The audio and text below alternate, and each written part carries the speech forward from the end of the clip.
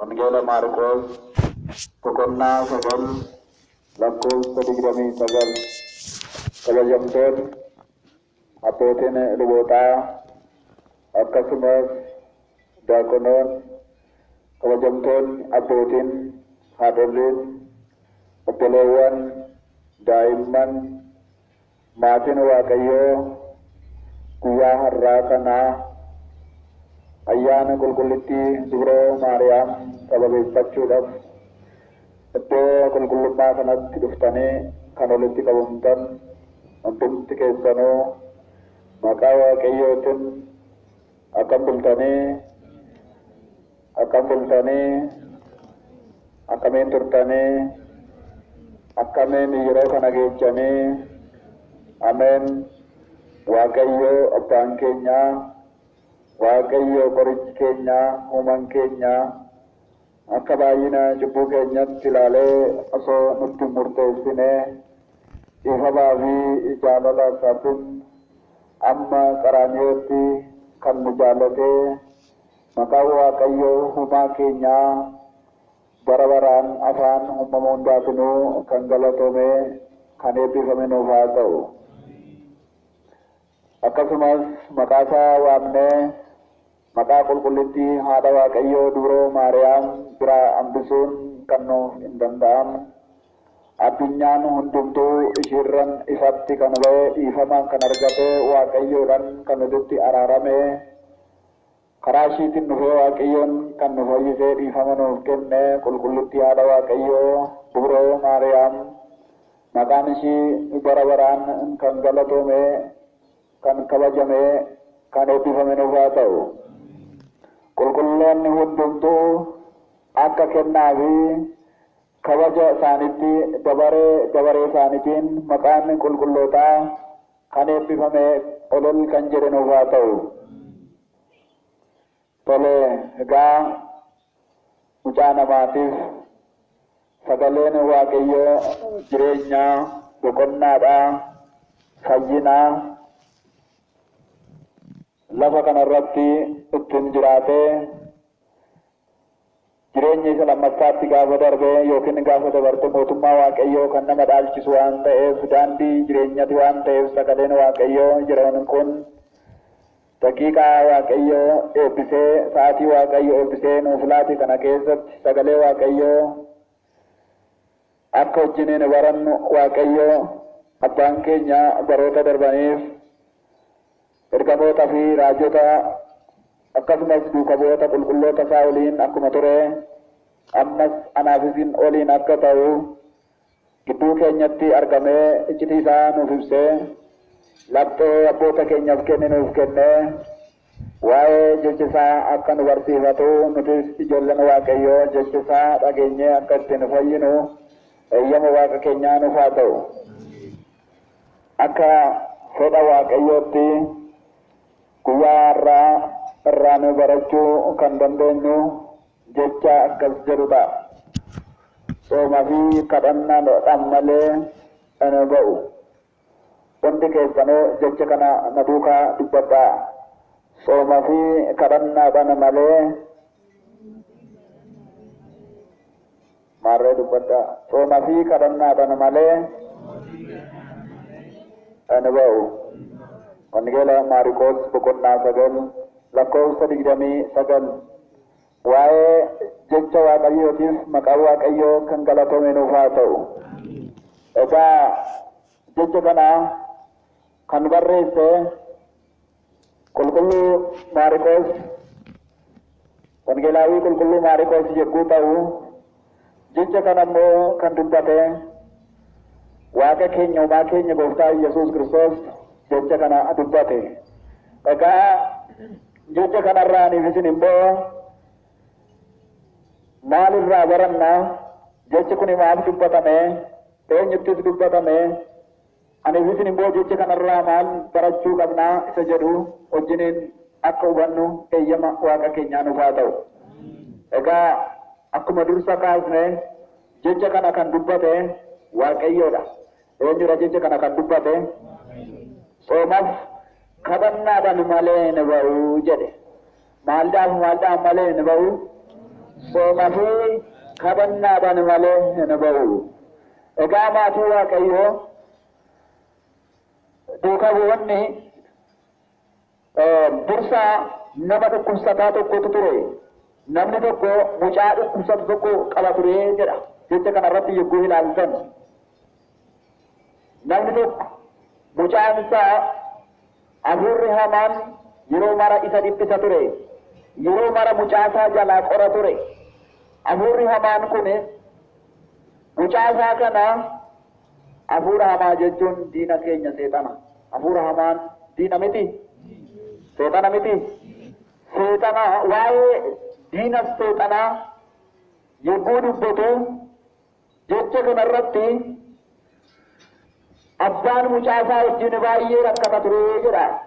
Hafuurri hamaan mucaa isaa waan jalaa qoru yeroo mara mucaa isaa kana abiddatti ni kuffisaa. Abiddaan jedhu osoo taa'uu abiddatti kuffisaa. Osoo deemuu karaarratti kuffisaa. Bakka hedduutti bishaan keessattis ni kuffisaa. Bakkuma harketti kuffisa ture jedha. Diinni akkanaa kun ammas diina akkanaa kanaan seexana gaggabdoo jennaan ani miti. Seexana maaliif jedhama? Hafuura hamaa, hafuura nama qoru seexana gaggabdoo jennaan ani fitin. Garuu inni diinni kun seexana laalaa. Egaa maatii Waaqayyoo namni kun yeroo mara isa wajjiniin mucaa isaa wajjiniin dhiphata ture. Mucaa isaa wajjiniin rakkata ture. Kana waan ta'eef duuka bu'oonni Waaqayyo iddoo adda addaatii isaan waamee akka isaan maqaa isaatiin akka addunyaa barsiisan maqaa isaatiin raajii dinqii baay'ee akka hojjetaniif waa'ee isaas akka dubbatan iddoo adda addaatii kuun isaanii iddoo qarataatii kuun isaanis immoo iddoo qorxobbii guuranii kuun isaanii iddoo adda addaatii bakka tokkotti Waaqayyoon waamee akka isa duukaa deeman akka isa tajaajilan duuka bu'oota isaa walitti qabee ture. Yeroo kana namni mucaan isaa jalaa dhukkubsatu kun diina kana akka mucaa isaatirraa irraa ari'aniif isinis amma iddoo kana kan dhuftan diina koo Egzaaraabin narraa ari'a jettaniit iddoo kana dhuftanii miti. Egzaaraabin diina koo narraa ari'a. Egzaaraabin nageenya naaf kenna. Diina koo halkanii fi guyyaa yeroo maraa kan na qoree dhiphinan. Hidaarii kootiin walitti na buusu kana akkasuma nageenya na dhowwee boqonnaa na dhowwee namaan akka waliin galle kan na dhorku kana Egzaaraabitti madheen ofirraa ittisa fageessu jettanii mana Waaqayyo akkuma dhuftan. Namni kunis gara qulqulloota duuka bu'oota Waaqayyoo mucaa isaa isa dhukkubsataa fuudhee geessee jedha laala. Diina hafuura hamaa kana irraa akka baasuuf gara isaanitti geesse. Gara duuka bu'ootatti yogguu geessu Waaqayyo immoo isa kanarratti sababa qaba. Waa'ee qoomii nu barsiisuudhaaf malee duuka bu'oonni diina kana irraa baasuu dadhabaniiti miti. Yeroo duuka bu'oota bira dhaqee namni kun duuka bu'ootan akkas jedhe.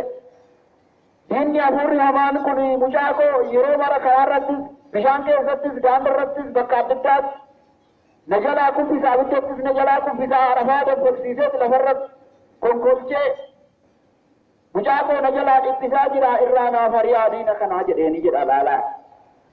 Irraa naaf baasaa diina kanaa jedheen yeroo kana yeroodhaaf isaan irraa hin baasne jedha. Ammas laboo Waaqayyo saangeen dachee kanarra naannee waa'ee jecha isaa barsiisaa yogguu jirutti addunyaarra yogguu naanna'utti ammas namni kun mucaa isaa kana gara Waaqayyootti geessee jedha laalaa. Gara eenyutti geessee? Gara Waaqayyootti geessee ammas akkasuma jedhee itti mucaa kana diinni kun na jalaa qoraa kuffisaa itti qorumsa itti na jalaa cimsaa jiraatii irraa naaf ittisii jedhee gara duuka bu'ootaa geessinaan irraa naaf hin baane waan ta'eef irraa naaf baasi jedhee ni jedha laalaa. Yogguu kana waaqayyo hafuura hamaa kanaan jecha isaatiin itti dubbatee nama kanarraa bahii jechuu jedhee diinichis sagalee waaqayyo yemmuu dhaga'u nama kana namoonni isa mucaa kana argan mucaan kun ni du'a jedhanii amma laalanitti lafarra olii gadi konkolchee maaliif gara koo dhuftee abeenya akka taate sini beekaa jedhee diinichi maaliif naariita jedhee waaqayyotti dubbachaatu mucaa kana lafarra konkolchee mucaa kanarraa iyyee bahee jedha laalaa. Mucaa kanarraa maal jedhee bahee? Iyyeetoo mucaa kanarraa bahee mucaan kun iyyee jedha. Egaa waaqayyo duuka bu'onnis gara waaqayyootti deebi'anii kophaatti isa dubbisanii jedha duuka bu'oonni nuti maaliif hafuurri hamaan nuuf abboomamuu didee maaliif hafuura hamaa nuyis akka kee kana maaliif hin baasne namarraa maaliif hin ariine hafuura hamaa kana jedhanii isa gaafatanii jedha. Yogguu kana innis akkasittiin jedhe inni akkanaa kun jedheen ilaalaa. Sooma fi kadhannaadhaan malee hin bahuu jedheen maaliidhaaf malee hin bahuu sooma fi kadhannaadhaan malee hin bahuu jedhe jecha kana gooftaa keenya Yesuus Kiristoos duuka bu'ootatti dubbate sooma fi kadhannaadhaan ba'aa jedhe hafuurri hamaan seexanni namarraa bahuu kan danda'u isa namarraa baasuufis isa irraa bahuufis soomni fi kadhannaan isaan barbaachisaa jedhe laalaa. Yoo soomin jiraate kadhannaan jiraate hafuurri hamaan kun ni ba'a kana yoo ta'u baate hafuurri hamaan namarraa gallakkisuu hin danda'u jedheen ilaalaa. Duuka bu'onnis baay'isanii sooma meeshaa taasifatanii meeshaa diina ittisan taasifatanii soomanii kadhatanii diina hafuura hamaa namarraa baasuu bichaa osoo hin taane namoota du'an amma kaasanitti irree namoota dhukkubsatan hafuura hamaa adda addaa nama qaamni isaa deemuu hin dandeenye irree deemsisanii sooma meeshaa taasifatanii kadhannaa meeshaa taasifatanii itti fayyadamanii hojii waaqayyoo hin barbaadu hojjetanii namoota ijaan hin argine akka argan taasisanii waaqayyo kan hojjete marasaa hojjetanii jedha laalaa. Soomanii kadhatanii duuka bu'oon kadhannaaf sooman hojjetan. Egaa waaqayyo abbaan keenyas sooma gooftaa Yesuus Kiristoos kan jennu soomni kun sooma guddaa labsii manni amantaa Ortodoksii Tawaahidoo kiristaanotaaf labsitu keessaa sooma isa tokkodha. Inni kunis sooma gooftaa Yesuus Kiristoos sooma jedhama. Wangeelaa Maatewos boqonnaa afur lakkoofsa tokkorraa kaatanii yogguu ilaaltan gooftaan keenya Yesuus Kiristoos iddoo gadaama Qorontoos deemee guyyaa 40 halkan 40 soomee jedha. Guyyaa meeqa soomee? Isa kanaafidhaan isin har'a kan soomnu guyyaa 40 halkan 40 soomee isaan booda kanaaf isin waa'ee soomaa bu'aa soomaa nu barsiisuudhaaf faayidaa soomaa nu barsiisuudhaaf malee inni cubbuu hojjetee miti kan soome kanaaf isin soomni barbaachisaa akka ta'e namoonni akka sooman fayyaniif ni kadhatanii jedha iddoo gadaama Qorontoos jedhamu sana irratti. Kadhannaaf ni taasisa eenyu kadhata inni waaqa waan ta'eef kanaaf isin nu barsiisuudhaaf. Ana eenyu kadhata inni waaqa waan ta'eef kan kadhatu qabaa kan biraa? Kan kadhatu qabaa? Inni waaqa waan ta'eef kan kadhatu hin qabu. Kanaaf isin fakkeenya nuuf ta'uudhaaf anarraa baradhaa waa hunda nu barsiisee jira nuun jedhe akkaataa ittiin soomtanii na kadhachuu dandeessan akkaataa ittiin isa kadhachuu dandeenyu akkaataa ittiin soomnee diina injifachuu dandeenyu diina ofirraa ittisuu dandeenyu meeshaa itti fayyadamuu dandeenyu meeshaan anaaf isiniif diina ittiin ofirraa fageessuu dandeenyu kam akka ta'e waaqayyo ofii isaatiin nu barsiisee jira soometoo. Kanaaf namoonni warri shakkitootaa soomini nu barbaachisu jedhu. Maaltu barbaachisu? Soomini barbaachisu maal soomtuu jedhu. Garuu kitaaba qulqulluu harkatti baatanii deemu. Kitaabuma isaan baatan san irraa soomaa jedha. Hin jedhamu hin jedhu kitaabni qulqulluun. Bakka baay'eetti soomni murteessaa akka ta'e abbootiin keenya soomatti fayyadamanii sooma raajotaa kan jennu sooma qillee raajotatu soomee dhalachuu gooftaa Yesuus Kiristoos argani waaqni ni dhalata ni bu'a nama fayyisuuf addaam isa bade barbaaduudhaaf gara dachee kanaa ni dhufa nuuf jecha dhufee nuuf fannifamaa jireenya nuuf kennaa nageenya nuuf kenna nuuf jecha dhalateetoo jedhanii too soomnetoo akkaataa inni ittiin dhalatu arguu qabna jedhanii raajonni soomanii dhalachuu gooftaa Yesuus Kiristoos arganii jiru. Raajoonni sooma qillee kan jennu sooma qillee kan jennu jechuudha. Inni biraas akkasumas duuka bu'oonni Waaqayyoo sooma sanee kan jedhamu sooma sanee soomanii isaanis gooftaan keenya Iyyasuus Kiristoos isaan waliin kan ture isaan irraa gaafa adda ba'u du'aa ka'ee gara samiitti gaafa ol ba'u hafuura qulqulluun isiniif ergaa amma ani isinii oliin jiraachuu hin danda'u hafuura qulqulluu amma isiniif ergutti Yerusaalem keessa jiraadhaa jedhee isaan irraa gaafa adda ba'u isaanis immoo amma hafuurri qulqulluun isaaniif kennamutti hafuura qulqulluu amma argatanitti hafuurri qulqulluun hanga isaan dhufee jajjabeessutti sooma sanee kan jedhamu soomanii hafuurri qulqulluun isaaniif bu'ee isaan hundarraa bulee jedha laalaa soomaniit hafuurri qulqulluun isaanirra bulee jedha duuka bu'ootas. Akkasumas immoo sooma Nanawees kan jedhamu immoo uummanni biyya Nanawee guyyaa sadii soomanii sooma Nanawee kan jedhamu guyyaa sadii soomanii guyyaa sadaffaa keessatti biyyi badiin irra ga'e gaabbii galanii dhiifamaan gara Waaqayyootti deebi'anii sooma meeshaa taasifatanii Waaqayyoon walitti araaramanii dhiifama Waaqayyo irraa ittiin argatanii jiru jedha kitaabni qulqulluun. Kan baduuf kan biyya badiin irra geesse kun magaalaan Nanawee sooman fayyitee jedha. Magaalaan Nanawee uummanni baay'een sooma sana daa'imarraa nama jabaarraa horiirraa hundarraa kaanii soomanii kadhatanii waaqa isaaniitiin walitti araaramanii jedha. Sooma jechuun meeshaa waaqaaf nama walitti araarsudha. Hubadhaa. Sooma jechuun meeshaa namaaf waaqa walitti araarsu namni balleessee namni seera Waaqayyoo cabsee dogoggoree Waaqayyoon gaafa wallolu soomee kadhatee kadhannaaf soomatti fayyadamee gaabbii galee sagadee Waaqayyootti deebi'ee qalbii jijjiirratee sooman Waaqayyoon walitti araaramaa jechuudha saba Waaqayyo. Sooma jechuun meeshaa namaaf waaqa walitti araarsudha. Egaa inni biraas sooma filsataa kan jennu manni amantaa Ortodoksii tawaahidoo isaan kana hundayyuu kiristaanotaaf kan dabarsisu. Sooma filsataas kan jedhamu egaa isas duuka bu'ootatu sooma.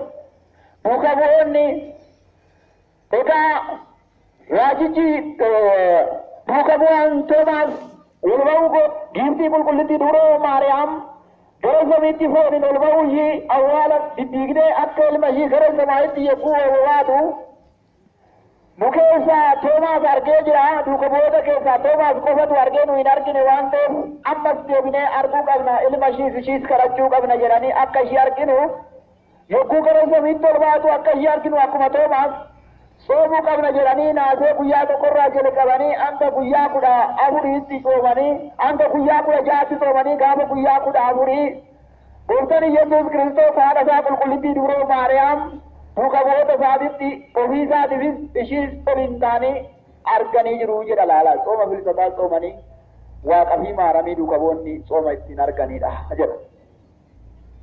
Kanaaf egaa manni kiristaanaa kitaaba qulqulluu fakkeenyi kitaaba qulqulluu irraa kaatee kiristaanota ofii manni amantaa Ortodoksii tawaahidoo gara ofiitti waamtee waa'ee soomaa bu'aa soomaa faayidaa soomaa waaqarraa waaqni kan ajaje kiristaanota ishii barsiisti jechuudha laalaa. Egaa gooftaan Yesuus Kiristoos erga soome maaliif soome? Erga soomin hin barbaachisu ta'ee erga soomin anaafis hin faayidaa hin qabu ta'ee inni maaliif soome? Ni balaaleffama erga ta'e soome.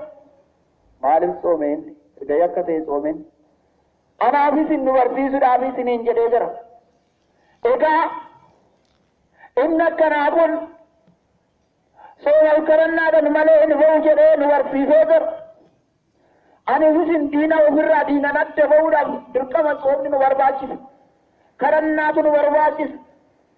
Gaabbii galuutu nu barbaachisa. Yoo kana ta'e diinni keenya nurraa ba'uu ni danda'a. Humna argachuudhaaf kiristaanni tokko humna argachuudhaaf humna diina ittiin ofirraa fageessu argachuudhaaf humni isaa soomadha.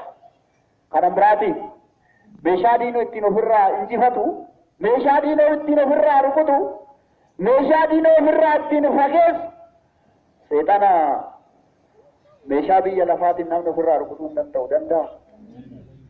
Danda'a. Odoommaa meeshaa biyya lafaatiin ofirraa rukute namni silaa dafeetu waan qabu gurguree seexana ofirraa ajjeesa. Talaata isaa kan isa qoru. Akkasuma mitiire meeshaadhaanii mitiitiin meeshaan ani ittiin ofirraa ajjeesu ofirraa fageessu dande soomaaduu jedhee waaqni keenya nu barsiisee jira. Maalidha? Sooma. Kanaaf soomni kitaaba qulqulluu keessatti gahee guddaa akka qabu kitaabni qulqulluun bakkee baay'ee isaa irratti nu barsiisa. Akkasumas wangeela Luqaas boqonnaa 6:21 gubbaa irratti isin amma kan beeloftan qulqulluudha jedha. Isin jedhame isin jedha amma kan beeloftan qulqulluudha. እናንተ አሁን የምትራቡ ብፁዓን ናችሁ ይላል። ደግሞ ስለ ጽድቅ ብሎ የሚራቡ ብፁዓን ናቸው ይላል። ጋሩማ ለፍ ጀራኒ ከንቤላኒ ዶበተን ጋሩማ ለፍ ጀራኒ ከንጾመን ጋሩማ ለፍ ጀራኒ ከረና ከንታይዘን ኢሳኒ ቁልቁሎታ ጀራ ወሪ ጾመን ጩቀሞተን ጀሩ ኪታብን ቁልቁሎታ ጀራ ወሪ ጾመን gaarummaa jedhaniin warri sooman isaan qulqulloota eebbifamtoota jedha. Aniif isin eebba Waaqayyo irraa kan argannu yoo soomnedha. Yoo soomnedha. Amma maatii Waaqayyo yeroo kana keessa sooma kana keessa eebba Waaqayyo argachuudhaaf sooma Faasikaa yookiin sooma guddaa sooma Gooftaa Yesuus Kiristoos isa jedhamu kana yogguun soomnu beela'uun ni jira miti. Foon ofiitiin beela'uun ni jira, dhoobachuun ni jira. Egaa gaarummaadhaaf jedhanii kan beela'an immoo isaan maalidha jedhe kaa qulqullootaa jedhe laala. Egaa soomin akka nu qulqulleessu, soomin nama qulqulluu akka nu taasisu, beelofnee dhoobannee eebba Waaqayyo irraa akka argachuu dandeenya. Egaa Waaqayyo Gooftaan keenya nu barsiisee jira. Inni biraa seera ba'uu boqonnaa 24 lakkoofsa 18 gubbaa irratti Museen guyyaa 40 fi halkan 40 tabbarra turee jira. Musee በተራራ ላይ 40 ቀንና 40 ሌሊት ቆየ ይላል። ኦሪት ዘጸአት ምዕራፍ 24 ቁጥር 18 ላይ ሙሴ እንዴት እንደጾመ ይነግረናል። እጋ ሙሴን ታበሲናራ guyyaa 40 halkan 40 turee jira. Yeroo sanatti innis osoo midhaan hin nyaanne turee jira laala.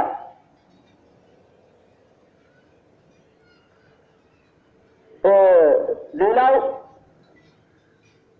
እንዲህ ይላል። ኦሪት ዘጸአት ምዕራፍ 24 ቁጥር 18 ላይ ሙሴ በተራራ ላይ 40 ቀንና 40 ሌሊት ቆየ ብሎ ከዛ ቀጥሎ ባፉ ውሃም ሳይጠጣ እህልም ሳይበላ እንጀራ ሳይበላ ምንም ሳይቀምስ 40 ቀንና 40 ሌሊት ቆየ ይላል። እኔ በሳምንት እንዲህ ይላል። እኔ 40 ቀንና 40 ሌሊት ሙሉ በተራራ ላይ ነበርኩኝ። ምንም የወይን ጠጅም ምንም አልበላሁም፣ እንጀራም ባፌ አልገባም አለ ሙሴ። ሙሴን የጉን ጠብቸረ ብሮtti ግዴነ ፊኛኔ ጠጂን ወይኒ ሰፋን ኮንሴንኔ ኦማ ብሻን irree hin dhugne jedhe. Isa kanas yogguu jedhu Museen Israa'eloota yogguu gaggeessaa jiru Israa'eloota gara biyya isaanii biyya Kanaanitti gaafa deemaa jiran Waaqa ijaan arguu qabna jedhanii Waaqa nuti waaqessinu yaa Musee nuuf fidii gaafa jedhanii ummanni Israa'el Musee gaafa gaafatan inni immoo maal gochuu akka qabu kadhannaadhaan Waaqa gaafachuudhaaf tabbasinaa irratti dhufe. akkamitti uummata kana gaggeessuu akka danda'u uummata kanaafis kan isaan barbaachisu waaqarraa argachuuf gara tabbichaatti ol ba'ee tabba sanarra guyyaa 40 halkana 40 osoo bakkasiin sochoosne soobee kadhannaarra turee jedha. Yogguu kana ammoo uummanni kun kan ittiin gaggeeffaman Museedhaaf Waaqayyoon harka isaatiin tabba sinaa irratti taabota Waaqayyoo erga guyyaa 40 halkana 40 soome booda taabota isaa Waaqayyoon kenneefi jedha Museedhaaf. Soomam kadhannaadhaan booda taabota Waaqayyoo fudhatee gara Israa'elootatti deebi'ee jira laalaa. Museenis soomee kadhatee jira. Taabota Waaqayyoo kan fudhachuu danda'e Waaqayyo irraa. Bultoo Waaqayyo irraan kan mul'atu taabota Waaqayyo kan irraan kabajamu irraan nama eebbisu irraan biyya eebbu. Taabota isaatirra bulee bultoo Waaqayyooti. Taabota jechuun bultoo Waaqayyoo teessoo Waaqayyooti. Waaqayyo irra ta'ee biyya isaa nagaa taatu. Biyya isaa kan eebbisu. Uummanni kunis isa taabota sana kabajanii akka ittiin jiraataniif Museedhaaf kadhannaaf sooma isaatiin Museedhaaf kennee jedha laalaa. ሌላው እንዲህ ይላል በዚህ በሉቃስ ወንጌል ምዕራፍ 18 ቁጥር 12 ላይ እኔ በሳምንት 2 ቀን እጾማለሁ ይላል። እጋ ወንጌል ሉቃስ ቡቁና ቁረፈደ ለኮርሰ ኩዳ አንደማ ጉባረት አን ቶርቤ ከሰቲ ሐለ መናጾ ማጀ ቶርቤ ከሰቲ የሮሜ ቀን ጾማ ሐለ መናጾ ማጀ እንዲኩንስ ኪታብን ቁልቁሉን ከንደበቱ yeroo lama nan sooma kan jedhe waa'ee roobii fi jimaatati. Torbee keessatti guyyaa meeqatu soomama? Guyyaa meeqatu soomama? Namoonni shakkitoonni kitaaba qulqulluu sobanii baatanii deeman gaafa gaafii isin gaafatan roobii fi jimaata maaliif soomtuu isin jedhanii gaafii isin gaafatu. Kitaaba qulqulluu irra jira isin jedhu eeyyan jira. Jira moo hin jiru? Jimaata soomuu akka qabu kitaabni qulqulluun nu ajaja. Jimaata fi roobii akka soomuu qabu. Isa sabab soomnuu fi kitaaba qulqulluutu nu barsiisa. Maaliif kiristaanni roobii jimaata akka soomu? Roobii fi jimaata guyyoota torban kana keessa torbee keessa sanbata duraa dilbata akkasuma guyyaa hojii duree lammaffaa roobii hamusii jimaata jedhama miti torbee keessatti guyyoota kanatu jira. Isaanni kun lamaan garuu roobiniif jimaanni guyyaa soomati. Guyyaa maaliti? Ni soomamu.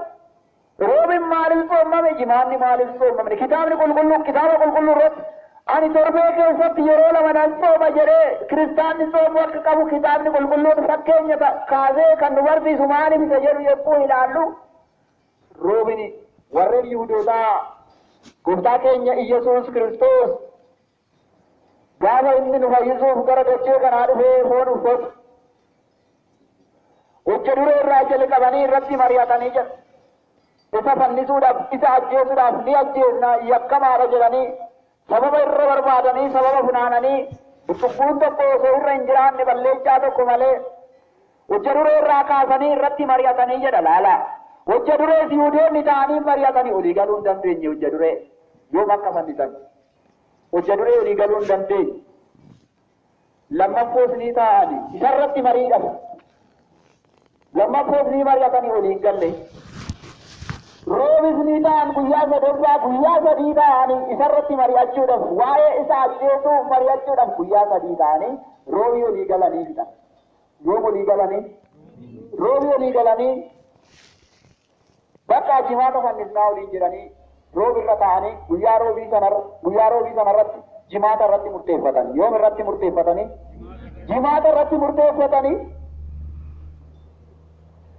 jimaata immoo Waaqayyoon qabanii olii gadi goggatanii kaballaadhaan rukutanii ancufa itti dhufanii mismaarota guguddaadhaan harka isaa fi luka isaa rukutanii laphee isaarree akkasuma rukutanii qulqulluu dhiiga isaan cubbuu namaatiif nama fayyisuuf jecha qulqulluu dhiiga isaa gannaqanii qaama isaatis akka qanceedhaan akka qotiisatti qotanii nuuf jecha rakkate guyyaa jimaataa fannoo irratti ol ba'ee lafaaf samii gidduutti anaafsiniif jecha fannifame. Guyyaa maalii fannifame? Roobii irratti mari'atamee jennee jira. Guyyaa jimaataa immoo maal ta'e jettanii? In fannifame. Kanaaf manni amantaa Ortodoksii Tawaahidoo sooma labsii kalleessitu sooma roobiif jimaataaf akkasuma kiristaanni soomuu akka qabu isa kanaaf nima labsiti jechuudha laalaa. Waan nuuf jecha irrattis mari'atamee nuuf jecha du'aayis ka'ee guyyaa jimaataa nu fayyisee jenne jimaata maaliif toltuu hoggaas hin jedhan amma warri manaafiqii warri shakkitootaa warri amantii faallaa warri sobdoonni amantii horjiniidhaan deddeebi'aa jiran amantii sobaatiin gaafii adda addaas hin gaafatu. Hin gaafatamu hin gaafatan. Warri kitaaba qulqulluu baachuu malee dubbisuu hin beekne. Inni baatu hin dubbisani. Hoduu hin dubbisu ta'ee roobiif jimaata torbee wangeela Luqaas boqonnaa 18 lakkoofsa 12 kanaan roobiif jimaata isuma kana reebatu turan. Inni baatu malee kitaabni sun maal akka jedhu beekani beeku.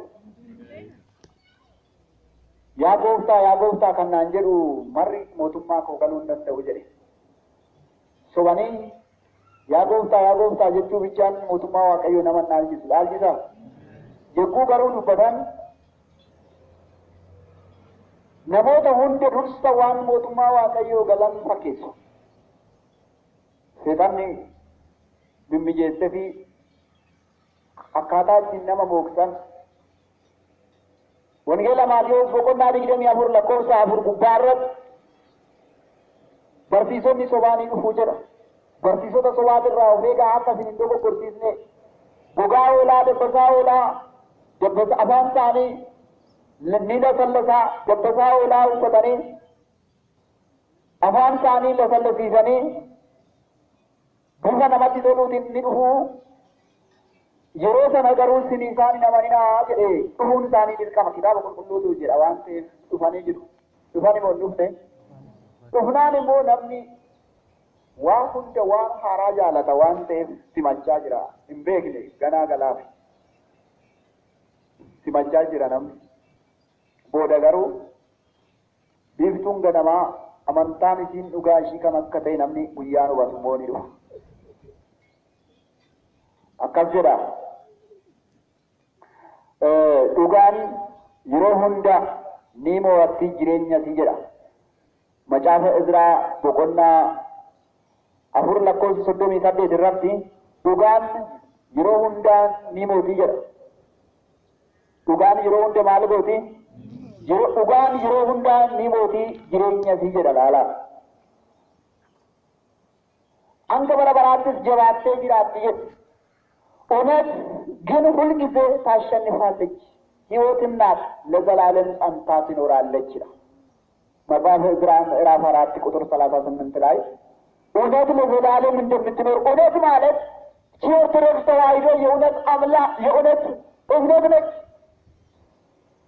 መጽሐፍ ቅዱስ እንደሚመሰክር የእውነት እምነት ቀዳማዊት መሆኗን ከቅዱስ መጽሐፍ ነው የምናገኘው።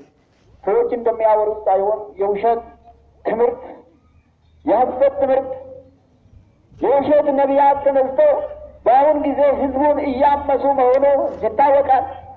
ሆኖ ግን እውነት ለዘላለም ትኖራለች ይላል መጽሐፍ ቅዱስ።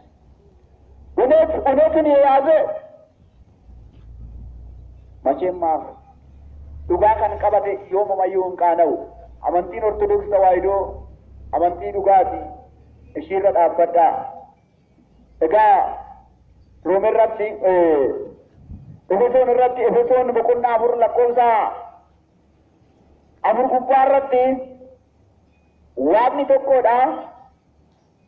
Amantiinis tokko cuuphanis tokko jedha. Amantiin tokko jedha kitaabni qulqulluun. Amantiin meeqa jedha? Eessaa dhufe ree kun hundi? Kitaaba qulqulluu irratti akka beeknutti amantii tokko beeknaaniif isin. Amantiin yoo gaafatte amantiin Ortodoksii Tawaahidoo kaleessa moo yoo dhufte jettee gaafattu dursayyuu jirti garuu amantiin keenya waan hacuucamuufi jedhu. Jechuun soban.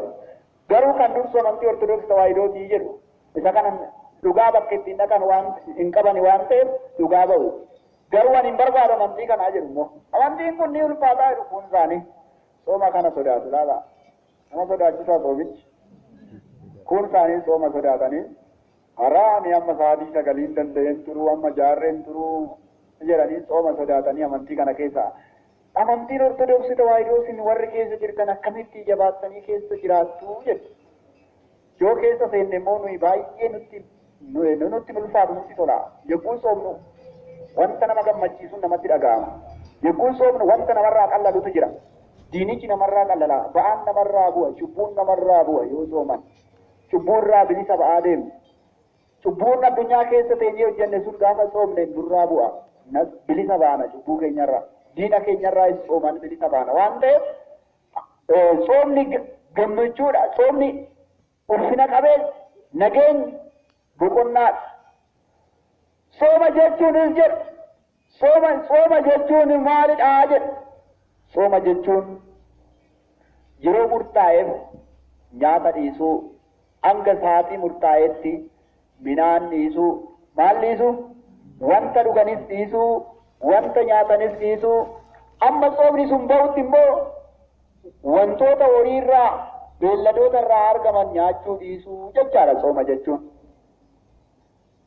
Kan akka lukkuurraa kan argaman kan akka buuphaa kan akka foonii kan akka aannanii kan akka horiirraa kan argamu. Isa hunda amma soomni sun bahutti kiristaanni hidhii isaatiin hin tuqu hin yaadusi hin qopheeffatu hin nyaatu hin dhugusi. Isa kana jechuudha soomuu jechuun of dhorkuu jechuudha laala maal gochuu jechuudha. ጾም ማለት መታቀብ መከልከል ራስንም መከልከል ያ ቀን እስከሚወጣ ድረስ ከእህልና ከተለያየ ስጋን ከሚገነቡ ከዛ ሁሉ ራስን መከልከል ነው ይላል። ቃመ ነማ ከንጃራን ወንቶተ ቃመ ነማ ትብጀጀብነ ተአን Isaan hundarraa hanga guyyaan sun dhumatutti of dhorkuu akkasumas immoo nyaatarraa immoo nyaata midhaanirraa immoo amma sa'aatitti of dhorkuu amma maalitti of dhorkuu amma sa'aatitti of dhorkuu foon bichaa miti amma kan soomnu aneefisin foon bichaa soomna foon bichaa soomuun foon bichaa miti kan soomnu akkuma foonii fi akkasuma aannan akkasuma buuphaa wantoota sooma qaban akkuma soomnu immoo egaa iji keenyas ni soomuu qaba. Iji keessanis yaa soomuu jedha laalaa. Iji keessan, gurri keessan, lukti keessan, yaadni keessan, lapheen keessan irree qaamni keessanis soomuu qabaa jedha laalaa. Foonii fi wantoota addaa dhiisuu bichaas miti. Wanta Waaqayyo nurraa dhiisaa nuun jedhu tokko marasaa dhiisutu barbaachisaadha laalaa. Kanaaf egaa sooma jechuun kan fagoo jiru dhiyeessee kan namatti agarsiisudha jedhu. Soom ማለት እንደ መነጽር የራቀውን አጉልቶ አቅርቦ በቅርብ የሚያሳይ ማለት ነው ይላል። ሶማ jechuun akka manatsiriitti namni tokko yoo itti fagootti arguuf hidhi manatsirii godhata miti. Maal godhata? Manatsirii jasaatti godhateeti wanta arguu barbaade sana manatsirii san ilaala. Sooma jechuun sooma keessan waan Waaqayyoo arguu jechuudha laala. Waa'ee mootummaa Waaqayyoo karaa Waaqayyoo ittiin arganii ittiin jiraachuu mootummaa Waaqayyoo kan ittiin dhaaluu danda'an karaa dhugaa ittiin argachuu sooma jechuun ittiin qulqullaa'u manatsirii jechaadha sooma jechuun. Manatsirii qulqullootaa qulqulloonni mootummaa Waaqayyoo kan ittiin arganii dhaalanidha sooma jechuun. Kanaaf egaa kitaabni qulqulluun waa'ee soomaa bakkee hedduu isaati irratti nu barsiisa. Akkas jedha. Macaafa Izraa boqonnaa 8 lakkoofsa 50 gubbaa irratti Waaqa fuulduratti ijoollee keenya waliin soomuudhaaf ijoollee keenya fi horii keenyaaf dhiifama kadhachuudhaaf wareegnee jedhe Izraan maal goone sooma wareegnee jedhe laala. Waaqa fuulduratti ijoollee keenya waliin soomuudhaaf ijoollee keenya fi horii keenyaaf dhiifama kadhachuudhaaf wareegnee jedhe. Matsaafa Izraa boqonnaa 8 lakkoofsa 50 irratti ilaala. Qulqulloonni abboonni keenya sooma wareegaa turan ilaala. Ijoolleedhaaf dhiifama argachuuf soomni kiristaan abbootiin keenya soomaa turan. Ijoolleen keenya akka nagaa ta'aniif, horiin keenya akka nagaa ta'uuf Waaqan tasaallee jedhame ilaala. Waaqan maal goone? In tasaallee ni soomna jennee tasaallee jedhe Izraan. Laala jecha kanarraan isin kan argan gaafa soomne horiin irree nagaa akka ta'u kitaabni qulqulluun nu barsiisa. Manni keenya marri soomnee gaafa Waaqa kadhannu manni keenya maatiin irree wanti qabeenya keenya hundi isaatiyyuu Waaqayyo akka nuuf eebbisooman nuuf eebbisuu danda'u kitaabni qulqulluun nu barsiisa. Kan soomtu yoo ta'e maatiin keessan ni eebbifamu. Sooma hin soomtu yoo ta'e kan dhukkubsatu ni fayya. Inni tokko soomee mana isaa keessatti maatii isaatiif yoo kadhate Waaqa kadhate sooma isaa sana ilaalee Waaqayyoon maatii isaa sana maarame. Horiin yoo dhukkubsate yaa Waaqayyo naaf maari jedhee yoo soome nan soomaa ani nan soomee si kadhadhaa siifan jilbiifadhee siifan bitama yaa Waaqayyo ati garuu kan si kadhadhe naaf dhaga'i jedhee yoo namni soome Waaqayyo kadhannaa nama sanii lafa hin kaa'u dhaga'aaf jechuudha laalaa. Egaa in tasaallee jedhe Izraan hin wareegnee jedhe sooma wareegnee jedhe qarshii osoo hin taane horii osoo hin taane Waaqayyoon sooma Waaqa fuulduratti dhiyaannee akka soomnuuf jedhe akka soomnee isa kadhannu nuti immoo sababni soomnuufis immoo ijoollee keenyaaf nageenya horii keenyaaf nageenya biyya keenya nageenya akka taasisuuf soomni biyya nagaa taasisa.